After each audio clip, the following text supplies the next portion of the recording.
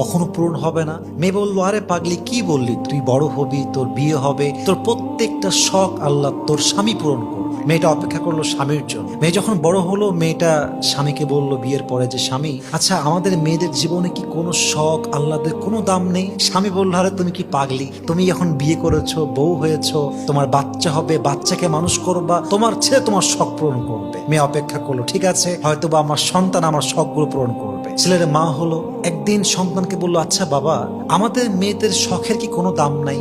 আমাদের আল্লাহদের কোনো দাম কি পৃথিবীতে নেই?